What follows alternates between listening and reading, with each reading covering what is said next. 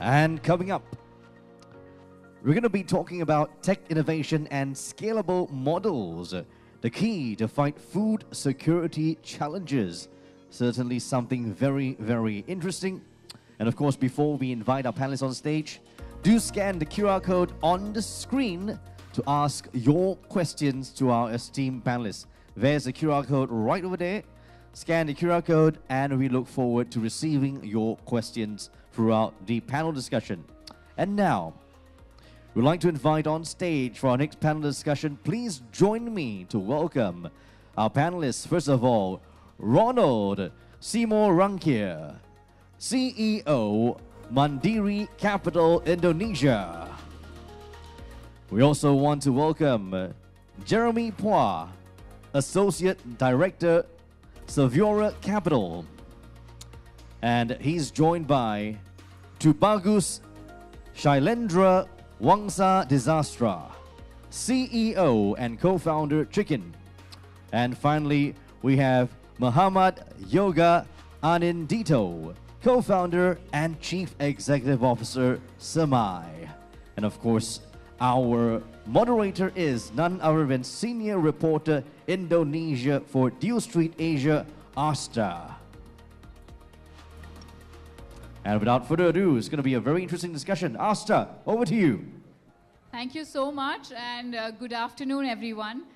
I hope everyone has had a good lunch. I think this is the perfect session to start after the second session after lunch, which is on food security challenges and tech innovations. Now, I'm guessing a lot of us have recently come across a lot of reports talking about how farms are using drones to monitor crops, and AI is usually used to predict weather patterns. So clearly, reading all this, it was really clear to me that we've really come a long way, right, guys, from planting seeds to where we are today. And at the helm of all of this is technology innovations, which are not only helping farmers to grow food, but also reshaping the entire food ecosystem. With climate change today threatening food systems, the need for innovation and at a much faster pace has become inevitable. In this session today with our amazing investors and founders, we're going to be exploring how tech investments collaborations are coming together to build a resilient, sustainable, and a great agricultural future for Southeast Asia. So guys, please give me a huge round of applause to welcome these amazing panelists, and I'll really request you guys to introduce yourselves and also say a line about the company or two. Ronald, you can start. Good afternoon, ladies and gentlemen. My name is Ronald Simorangkir, CEO of Mandiri Capital Indonesia. It's the corporate venture capital of Mandiri Group. So I was born and raised as a banker. Recently joined in 2023, late 2023. So happy to share about the topic that we are going to discuss today. Thank you. Jeremy?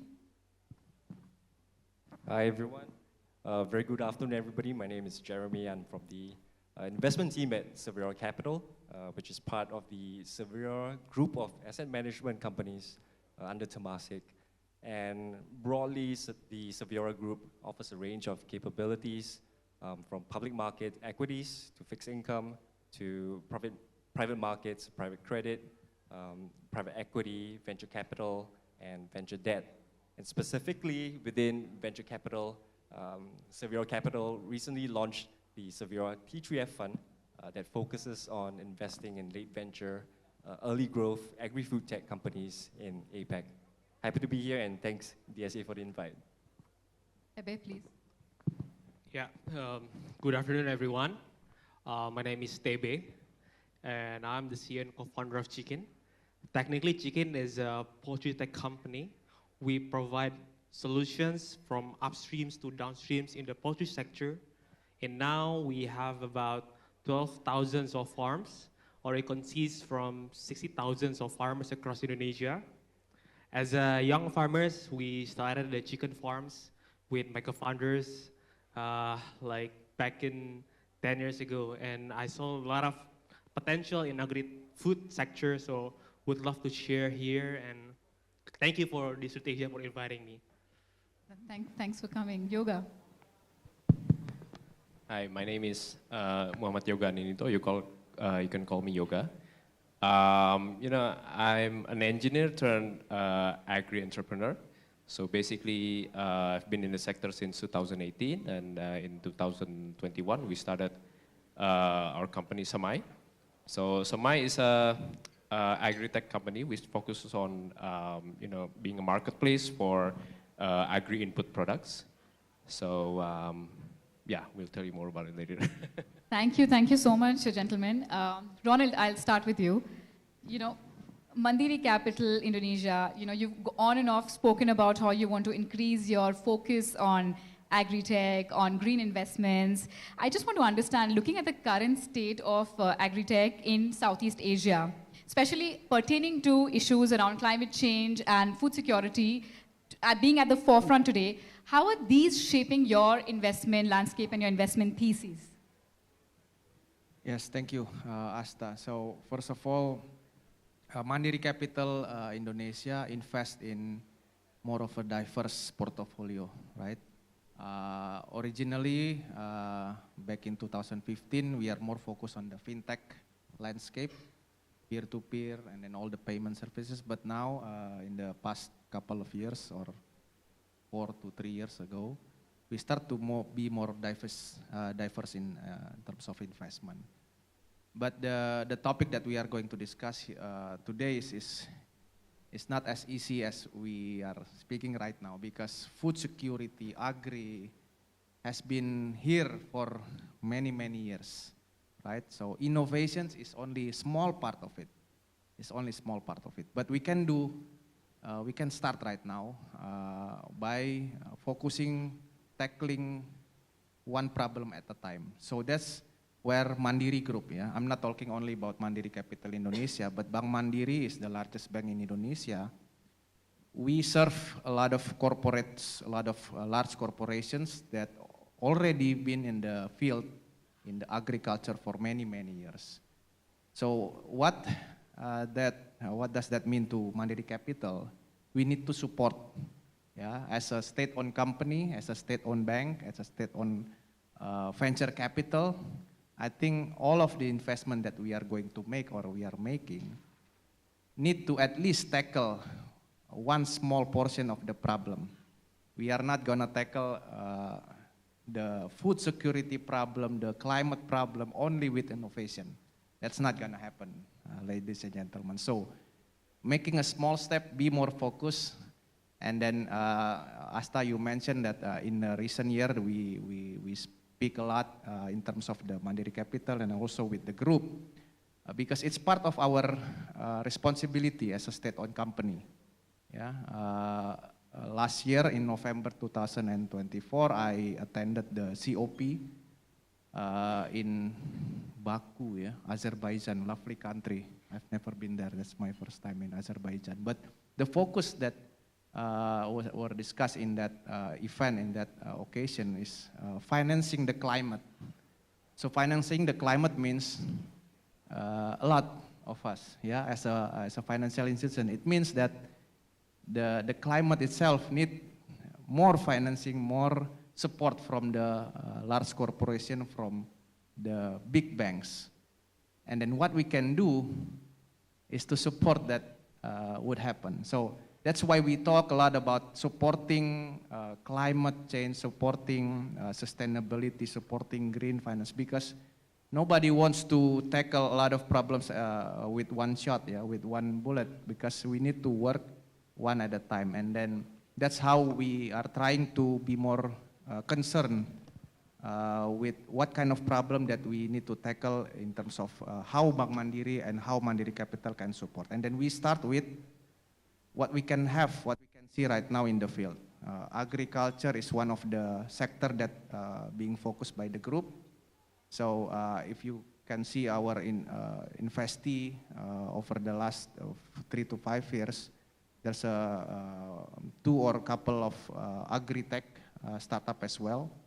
But going forward, we are trying to be more focused on the specific, very, very specific sectors such as renewable energy, and then also cover the more rural area. Earlier I talked with Jeremy how we are supporting all the SMEs, and then it's not just the tech startup that we need to support. the old school startup need to be supported as well, right? By old school startup means all the farmers, yeah, all the fishers, fishermen out there need to be supported as well, not just the tech companies like our colleagues here. So that's my kind of intro for you, for everyone here, that this is not a problem that can be solved. Yeah, the government has did a lot of things to make this happen. Thank you. Thanks, Ronald. I will come back to you on this. I'll just move on to Jeremy right now.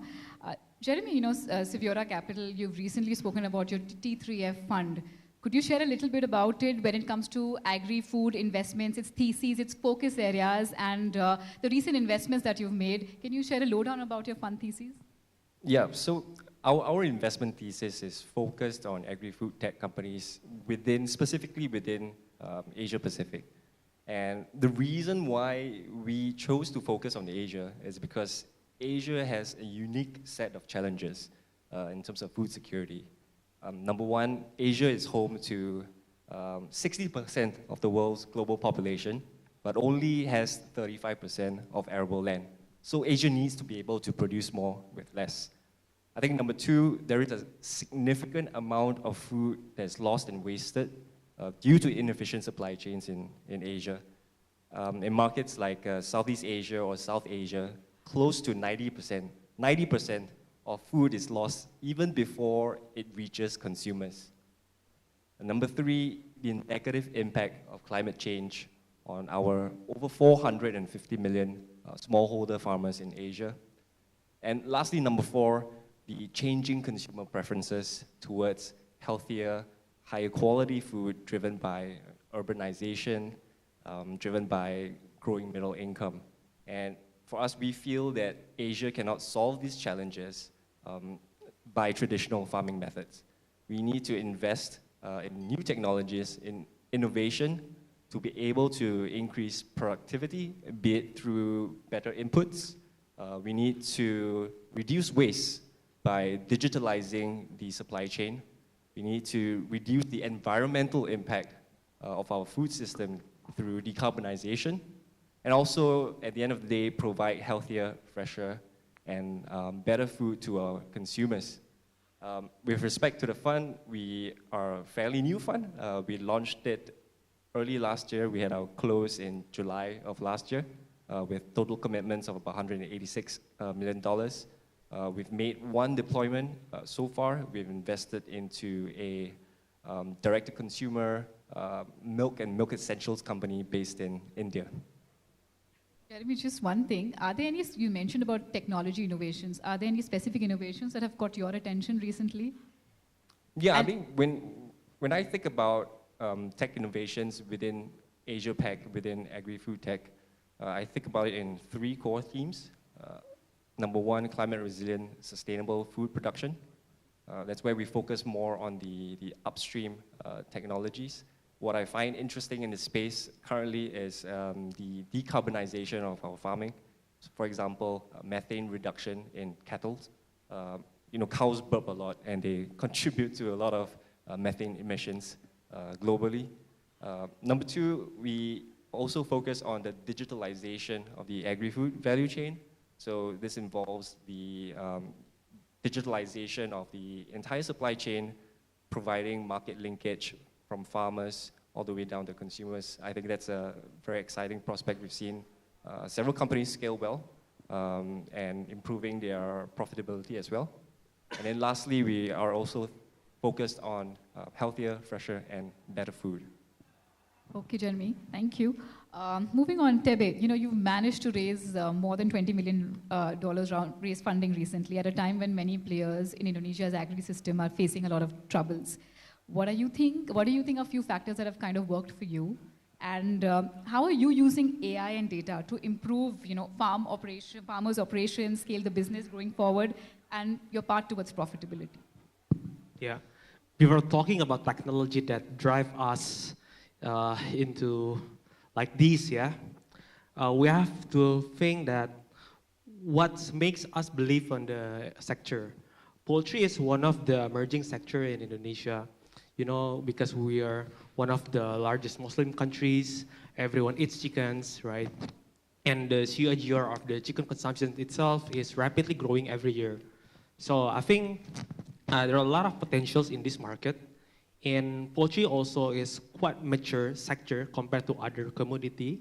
And then, you know, there are a couple of big players as well, like, you know, Charan Popan, Jaffa, Cargill, Chaldedang, all these big guys are playing on the field long time ago. But, you know, there are a couple of rooms that's still inefficient that we need to tap in. So I think as a company that focus on the technology, we are aiming to help the farmers as well. Because, you know, all these big players are trying to sell their feed to all the smallholder farmers, which is very fragmented. And we're in the middle of them, right? So the technology is the key. How to bridge the gap between the big players into the small players like smallholder farmers. So we are in the middle of them. And then the technology that we use so far, absolutely, we also have AI. But AI for a company like us is not just like any other software company that using AI as a main product that they sell. We use AI as an enabler. We use AI to enable the entire value chain from upstream to downstreams. AI in our company, we also embed in our IoT, and now we're building our computer vision as well. But we are not using this as a tools to making revenue. We don't want to use this as a cash cow of the company. IoT is just an entry point. The main business is how to make the farmers more efficient by playing on the supply chain side, like selling the feed and then off-take the chicken farm as well. And not only that, I think agriculture is still evolving, right? The sector is still evolving. In the earlier days, there are a lot of agri-tech companies that focus on the financing, but a lot of failure as well, just because they give the financing through cash basis. Now it's evolved, you know, the model is not valid, right? Now we have to change the business model by giving them inputs directly, not giving them cash. That's the most important things, because when we give cash to the farmers, it's gonna be gone, yeah. So the key is how to making sure the supply side, the input side, to make them more safe, and then to make the lender also more safe as well. And then the last one also, we need to keep the balance sheets healthy by working with some customers in downstreams using cash-to-cash payment as well. I think that's the key. If after we make efficiencies through our IoT, we can deliver chicken with more affordable price. So it can be our bargaining power to the customers, the restaurant chain, to make the faster payment. Yeah, I think that's the key. That's why in our company, we always focus on the profitability and cash flow. To see how healthy the company is, we need to focus on the cash flow. Until now, we already cash flow positive since 2 years ago. And then we maintain our, not only cash flow, we maintain our profitability, and then hopefully we can also increase double our profits by this year. I think to show this is very important rather than only growing the top line. Very nice, David. Thanks for that. Yoga, I just want to check with you also a quick one about how you've managed to maintain momentum during these tough times.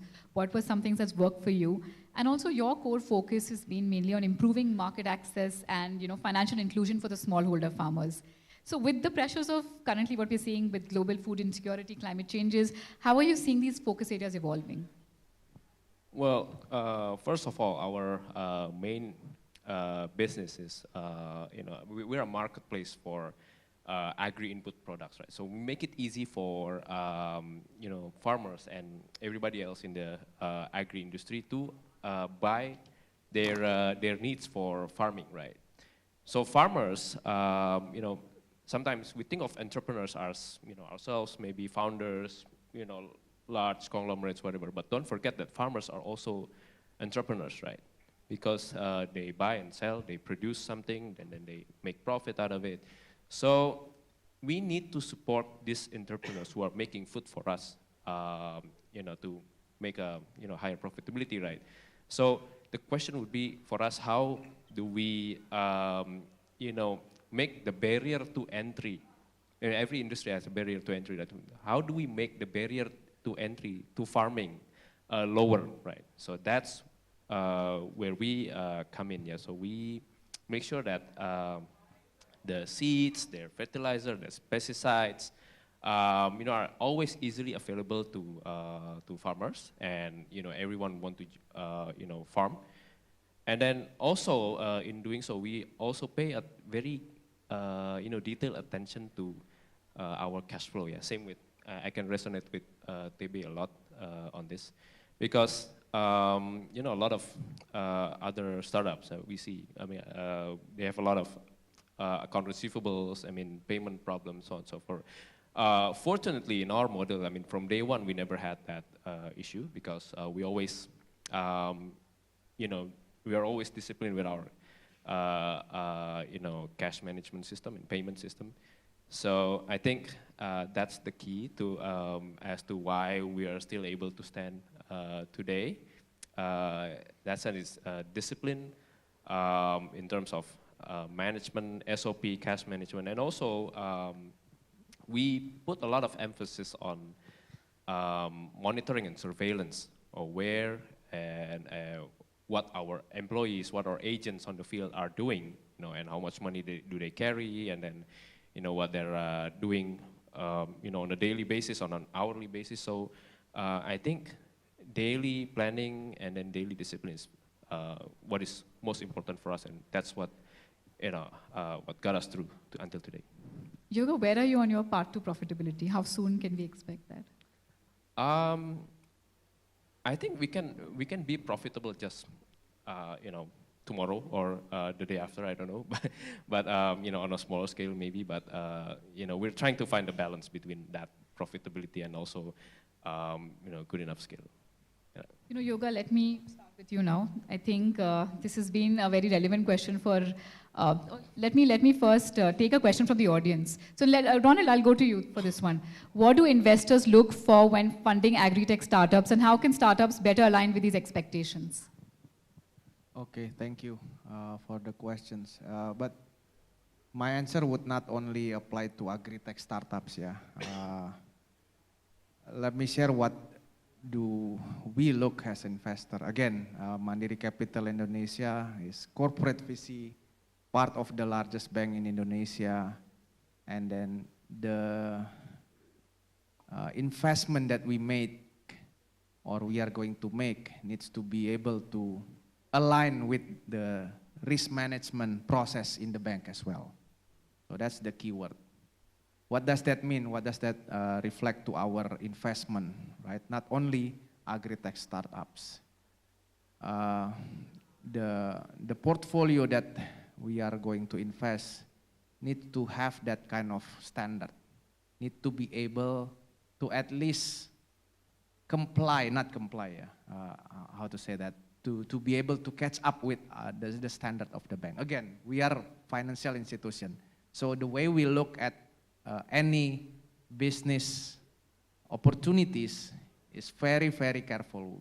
I consider MCI, Mandiri Capital in Indonesia, is a conservative investor. The due diligence process is quite tough. Yeah, we need to be very, very careful, and then now we are going to be more and more careful, not only to look at the founders. We are going throughout the value chain of the startups. We have to make sure, do you really have the buyers? Yeah, or it's just the list of the potential buyers? Yeah. Every data that you give to us needs to be verified. That's the way we look at any startups, not only agri-tech. Buyer, and then also the seller. Do you really have that one? We visit all the client that you have if we want to. So that's how we look, yeah. Very, very conservative, and then it takes a lot of process in the investment committee. That's why, yeah, you probably see that we are not that aggressive, yeah, in any kind of startups. But we want to make sure that any investment, any Rp1 that we invest will bring value to the group, not only to Mandiri Capital. This applies to all of the startups. So that's how we see where do startup that we would like to invest probably in the future. Jeremy, I just wanted to add to this also. How are you seeing, how do you look at startups when you invest? What are the factors you take? And also, how do you measure the success of the startups and companies you back? Yeah, so we invest in later stage, more mature startups. For us, what we like are business models that have been de-risked, have proven commercial traction, and a clear pathway to profitability. What we also like about business models that are able not only to be able to capture existing pools of profits, they must be able to create net new value through the technology that they use. So for us, these are the key parameters for success for us. Thank you. Tebe, I want to ask you about this question probably, which is on everyone's mind right now. We've already spoken about it a lot today. There have been companies earlier, the last 2 years, which have faced difficulties. You see Tani here, Beaten Farms, e-Fishery, which are talking about closures or alleged frauds around them. How do you see this affecting Indonesia's agri-tech scene? And what are the key lessons that founders are taking from this? And are you upping in terms of your governance policies, anything that you are immediately taking drastic actions? Yeah. Thanks, Aastha. So basically, like I said, today we learned a lot about the sector, yeah. Since I think 3 years ago, like what Tanihub does, and then now becoming e-fisheries is new story of problem in agri-tech. So we can learn that as a founders, we have to making sure the operations. Governance is a key. Governance, people is number one. Sometimes we are too focused on expectations of investors to reach more numbers, to reach volume, to reach new customers, acquiring new area expansions. But sometimes it makes the operations getting crazy, right? So operational excellence is very important. So especially for the sector that really heavy on the operation like agriculture, sometimes founders must to go down to the operations. And then when we grow very quickly, sometimes the founders, they don't have any intention to check the operation because sometimes we only focus on the board meeting and stuff, finding the investors, finding the financing partners, but we forget about the business. Because in Indonesia, agri-tech is a very fragmented market, right? We cannot detect which partner that truly business with us, which partner that also doing something fraud to us, right? So I think checking the operation is very important. And sometimes most of the founders in agri-tech, they don't measure data properly. Sometimes the data that they consolidated sometimes it takes about 2 weeks process, right?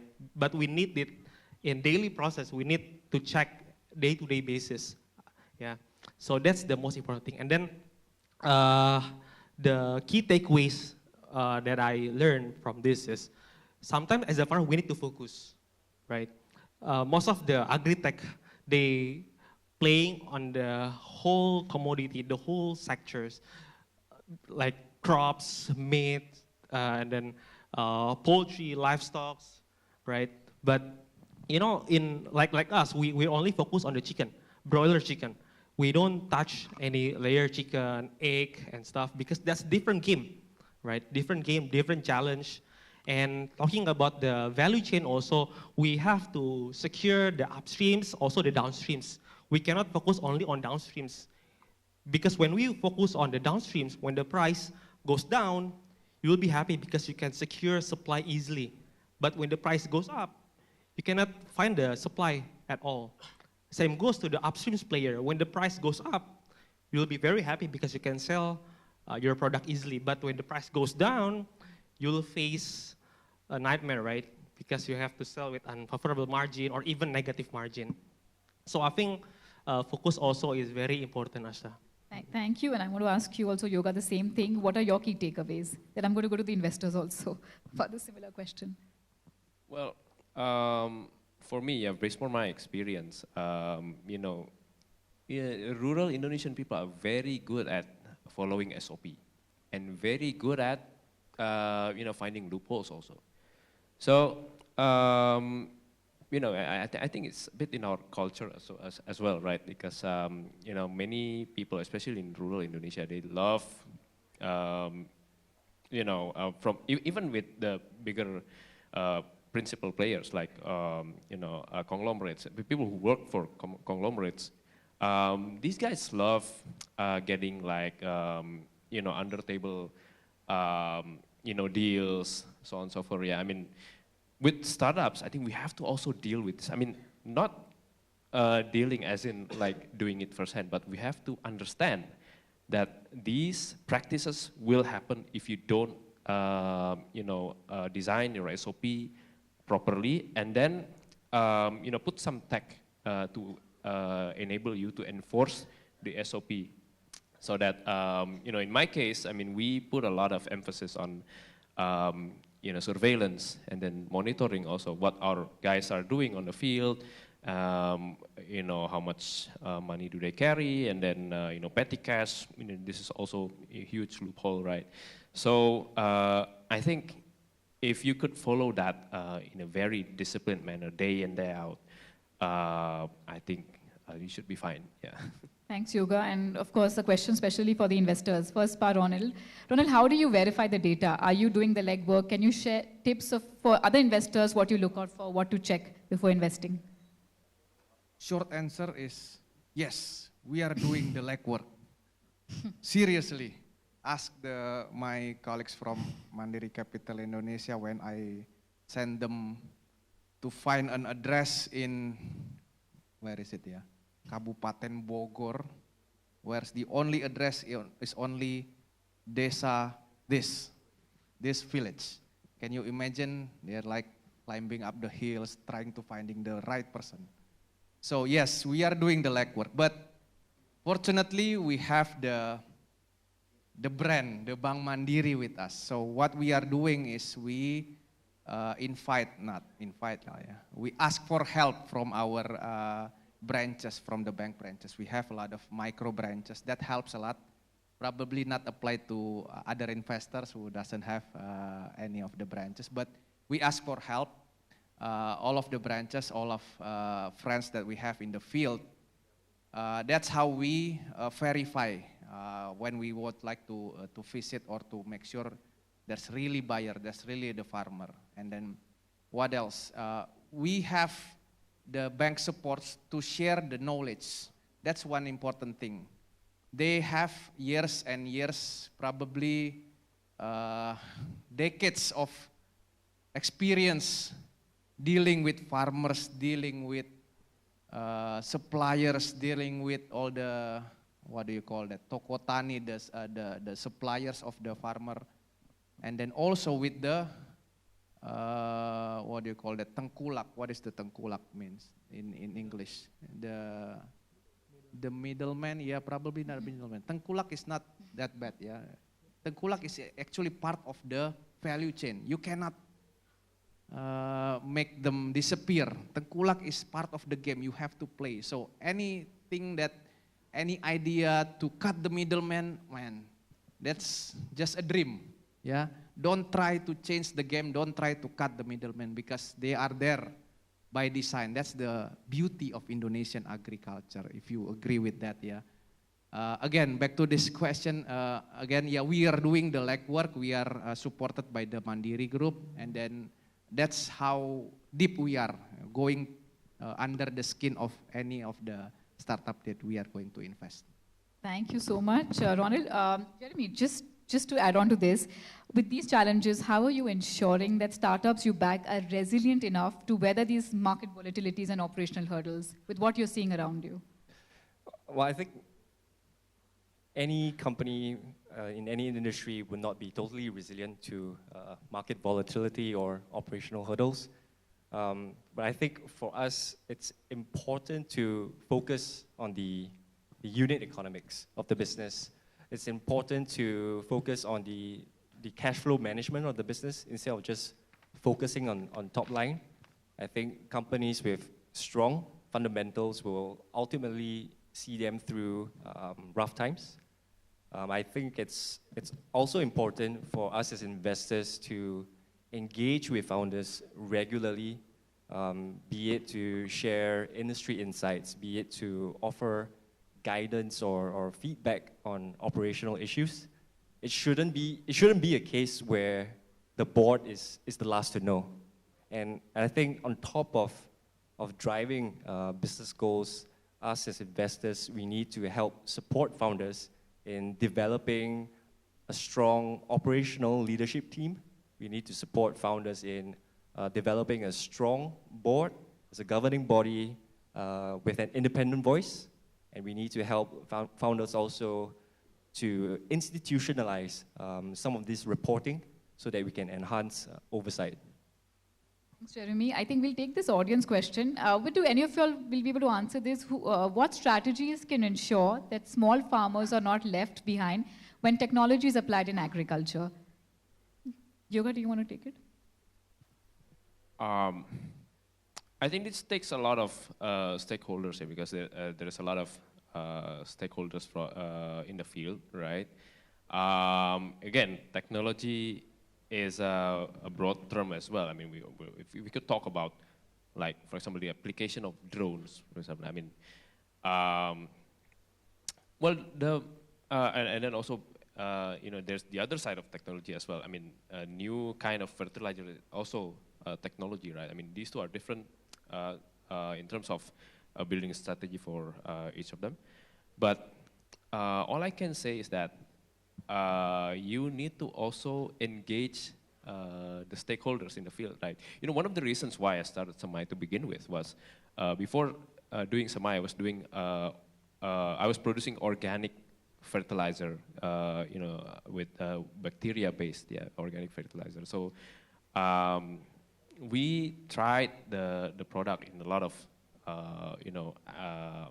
lands, and it was quite a good product actually. And then you know, even farmers admitted it was a good product. But then why is it not selling? You know, breaking into retail in agri in Indonesia is an art on its own, because in selling a product, there's two aspects of it, right? There's marketing, and then there's distribution, right? So a lot of people, a lot of new technology that has tried to enter the Indonesian market always only emphasize on, mostly only emphasize on the marketing side of things, you know, like, hey, our product is good, and then go on social media, post it, whatever, try to go viral, maybe, I don't know.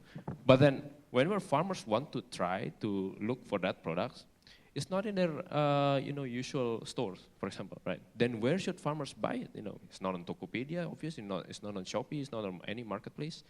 So this is something that I think, from my point of view, this is something that I wanted to do with Semaai, and it's going on slowly until now. And then I think that is one strategy that I can propose from my point of view. Yeah.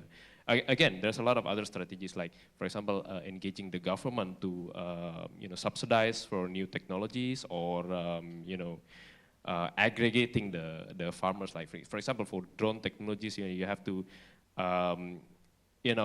make sure that the economy of scale works. As in, like, you cannot just ask one smallholder farmer to use drones. I mean, you have to work with farmer communities, farmer groups, so on and so forth. Yeah. So I think there are a lot of other strategies out there, but from my point of view, that's what I can offer. Thank you. You know, I have this whole host of questions left, but we're running out of time, and I just want to end the last 5 minutes with a quick rapid fire with 4 of you. Okay, so I'm going to ask you quick questions, and you just give me the first answer that comes to your mind. Okay, we'll start with you, Ronald. We'll start with you. Okay, one word to describe the current agri-tech and food tech scene in Southeast Asia. Say that again. One word to describe the current agri-tech scene in Southeast Asia. One word? One word. Or 2 words. Two Okay. You need to be on the ground. Jeremy, the same to you. One line to describe it. I'll give it 2 words. Cautiously optimistic. Thank you. Tebe? Yeah, I think same like Ronald, yeah. Makes your hands dirty. Make your hands dirty. Wow, we're getting so many taglines for some new ads now. What about you, Yoga? Get dirty and be disciplined. Again, can you say it loudly? Get dirty, same, and you have to be disciplined also. And be disciplined. Okay, awesome. Yoga, the next one. Your favorite type of agri-tech innovation. Your favorite. Favorite what? Sorry. Agri-tech innovation. Any new technologies coming up? Any innovations? Comes to your mind first. Whatever comes to your mind first. I think it's got to be the processing of biochar. That's the name. Yeah, biochar. I think it's the next. It's gonna be the next big thing. If somebody does it correctly, then yeah. Okay, awesome. What about you, Tebe? First thing that comes to your mind. Don't take time. Just say whatever comes to your mind. Computer vision. Computer vision. Yeah. Awesome. Jeremy? I like methane reduction in cows, especially through asparagopsis. I think that's interesting and promising. Wow. What about you, Ronald? Any technology that you can use in the middle of the ocean, during your, with mud and then with water, any technology that you can use in any field.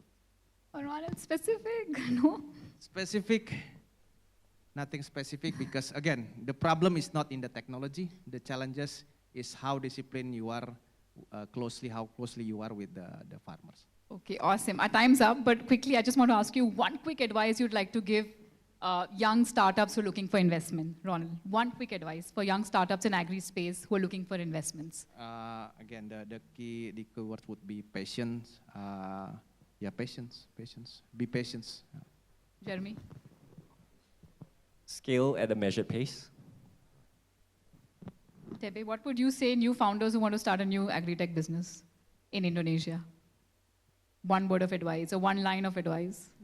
Be disciplined and don't let expectations of investors kill you. Wow. What about you, Yoga? Stay away from account receivables. Thank you guys so much, and thank you so much. It was a wonderful, wonderful session. Thank you all so much. Thank you so much for that engaging discussion. And of course, let's grab a photo. That's right, round of applause for our panelists as well. And we are going to grab a photo of all of you. Just get everybody to step in front of the tables.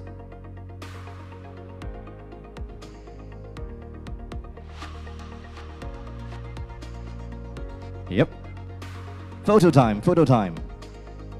Yes, so yes, that's right. The camera is over here. Right here in the center. So look at the center here. 1, 2, big smiles. One more. All right, we've got it. Well done. Thank you so much to our wonderful panelists. And of course, coming up, we're going to move on to our next exciting discussion.